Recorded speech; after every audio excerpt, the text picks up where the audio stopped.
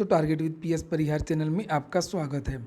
सुबह की इस वीडियो में ऐसी सूचनाएं होती हैं जो विभिन्न समाचार पत्रों पर छाई हुई होती हैं और विद्यार्थियों के लिए आवश्यक होती हैं। तो आइए शुरू करते हैं और देख लेते हैं कि आज के समाचार पत्रों में विद्यार्थी जीवन से संबंधित कौन कौन सी सूचना है। आगे बढ़ने से पहले एक सूचना उन विद्यार्थियों के लिए जो विद्यार्थी यूपी ट्रिपल एस पीईटी की तैयारी कर रहे हैं। वे सभी अभ्यर्थी चक्षु प्रकाशन की इस बेस्ट बुक को ले सकते हैं। काफ़ी अच्छी ये पुस्तक है जिसमें 1950 से ज़्यादा बहुविकल्पी प्रश्न दिए हुए हैं और इन सभी प्रश्नों की विस्तृत व्याख्या भी इसमें दी गई है। 20 प्रैक्टिस सेट आपको इस पुस्तक में मिलेंगे और 2 शॉर्ट पेपर भी मिलेंगे। यूपी ट्रिपल एस जिस प्रकार के प्रश्नों का स्तर रखता है, जिस प्रकार के प्रश्न पूछता है, उसी की तरीके से ये पुस्तक तैयार की गई है। सभी कापी किताबों की दुकानों में चक्षु प्रकाशन की ये बेस्ट बुक आपको मिल जाएगी और अगर आप लोग ऑनलाइन मंगवाना चाहते हैं तो उसकी भी लिंक मैंने डिस्क्रिप्शन बॉक्स में दे दी है। यूपी ट्रिपल एस पीईटी की केवल प्रैक्टिस सेट ही नहीं आती है और भी बहुत सारी पुस्तकें आती हैं। जैसे आप लोग देख सकते हैं कि यहाँ पर एक प्रैक्टिस सेट है और यहाँ पर एक संपूर्ण गाइड भी है। संपूर्ण गाइड में भी बहुत सारा स्टडी मटेरियल है, जैसे 2200 से ज़्यादा बहुविकल्पी प्रश्न हैं, 2 सॉल्व पेपर भी हैं और पूरा का पूरा स्टडी मटेरियल आपको इसमें मिल जाएगा। इसकी भी लिंक मैंने डिस्क्रिप्शन बॉक्स में दे दी है। अब हम लोग शुरू करते हैं आज की सूचनाओं को और सबसे पहली जो सूचना है वो है बेरोजगार दिवस 17 सितंबर।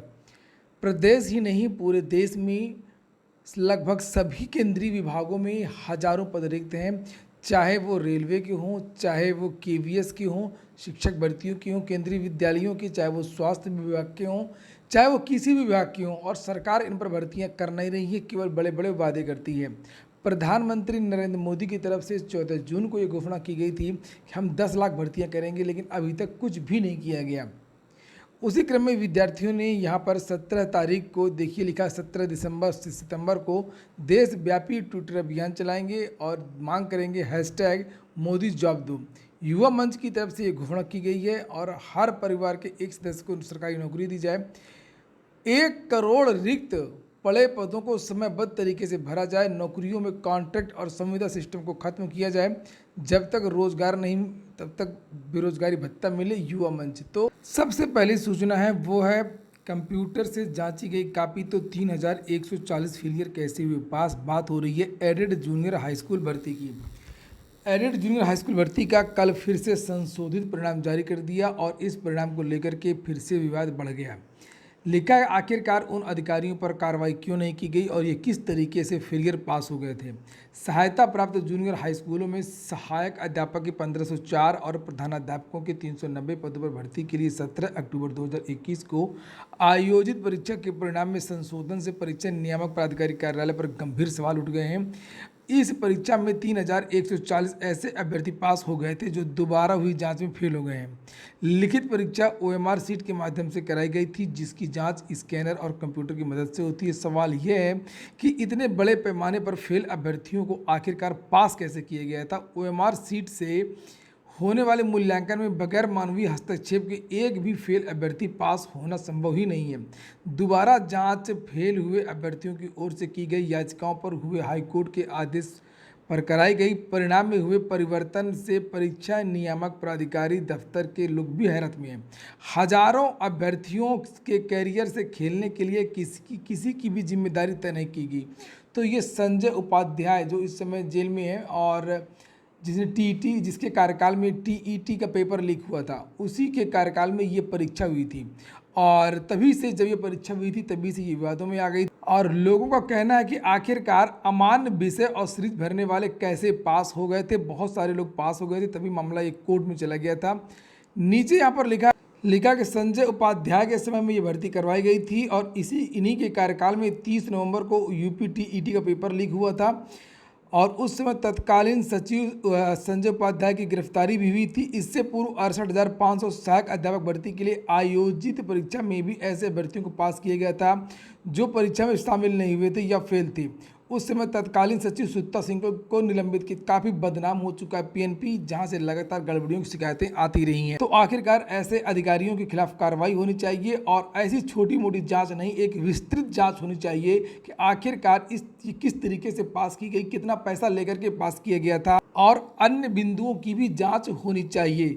आरआरबी एनटीपीसी के बारे में भी जानकारी है कि रेलवे में जल्द ही 516 नए स्टेशन मास्टर और कमर्शियल अप्रेंटिस काम करते दिखाई देंगे। रेलवे भर्ती बोर्ड आरआरबी की एनटीपीसी के लेवल 6 के डॉक्यूमेंट वेरिफिकेशन डीवी का परिणाम बुधवार को ही जारी हो गया। इसमें से 516 अभ्यर्थी चयनित हुए हैं। अब इनका डॉक्यूमेंट वेरिफिकेशन होना है। बता दें कि इस लेवल की परीक्षा 9 मई को प्रयागराज समेत 32 केंद्रों में हुई थी। आरआरबी एनटीपीसी के बहुत सारे जोन का जो परिणाम है वो कल जारी कर दिया गया है लेवल 6 का। अब इन छात्रों का डॉक्यूमेंट वेरिफिकेशन होना। स्टेट बैंक ऑफ इंडिया से 5008 पदों पर भर्ती का विज्ञापन निकला है। जूनियर एसोसिएट क्लर्क ग्रेड की ये भर्ती है। इसके बारे में मैंने पहले ही आप लोगों को बताया था।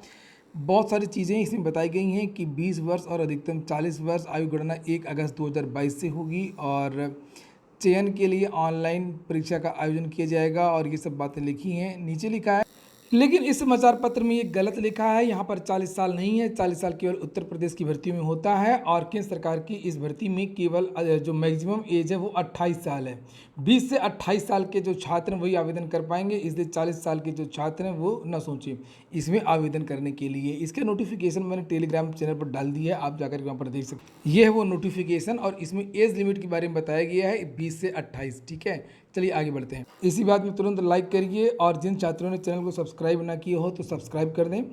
अगली जो सूचना है वो यूपी की है। यूपी ने भी कल लेखपाल भर्ती की रिवाइज्ड आंसर की जारी कर दी है और इसमें एक प्रश्न गलत माना गया है। विद्यार्थी इसको लेकर के भी असंतुष्ट हैं। विद्यार्थियों का दावा है बहुत सारे प्रश्नों को लेकर के कि इसमें और भी सुधार होना चाहिए था। कई प्रश्नों को लेकर उत्तर प्रदेश से कितने राज्यों की सीमाएं स्पर्श करती हैं, एक तो ये दावा विद्यार्थियों का। कन्या विद्याधनवाले में भी विद्यार्थियों ने दावा किया। विंध्याचल वाला पर्वत में भी विद्यार्थियों का कहना है कि इसमें भी सुधार होना चाहिए था। उज्ज्वला वाला जो प्रश्न था विद्यार्थियों का कहना है कि ये भी गलत था। राष्ट्रीय ग्रामीण आजीविका मिशन, इसको भी विद्यार्थी कहना है कि ये भी प्रश्न अधूरा था। खैर, एक प्रश्न को हटाया गया है और 2 प्रश्नों के उत्तर में बदलाव किया गया है और विद्यार्थी जा रहे हैं कोर्ट।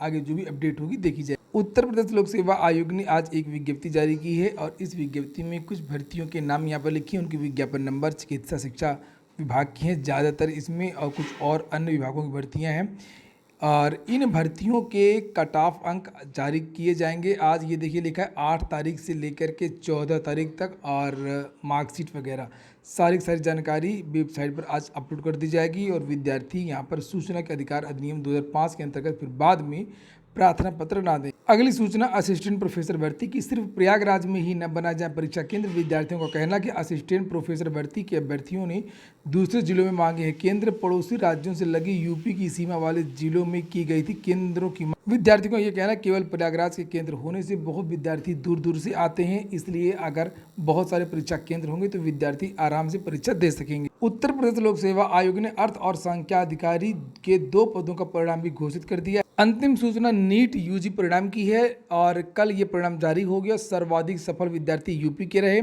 शीर्ष 20 में 7 बेटियां रही हैं। तनिष्का टॉपर प्रदेश में ईशान अग्रवाल, यानी यूपी के जो टॉपर हैं वो ईशान अग्रवाल हैं और पूरे इंडिया में तनिष्का टॉपर हैं, ये राजस्थान की हैं। यहाँ पर लिखा है कि सबसे ज़्यादा जो छात्र पास हुए हैं वो उत्तर प्रदेश से हुए हैं और उसका रीज़न यही कि उत्तर प्रदेश बहुत बड़ा प्रदेश है, लगभग 25 करोड़ की आबादी है, 20-25 करोड़ की।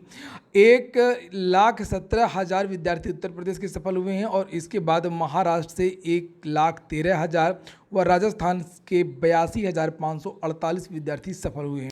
पूरा वीडियो सुनने के लिए बहुत बहुत धन्यवाद।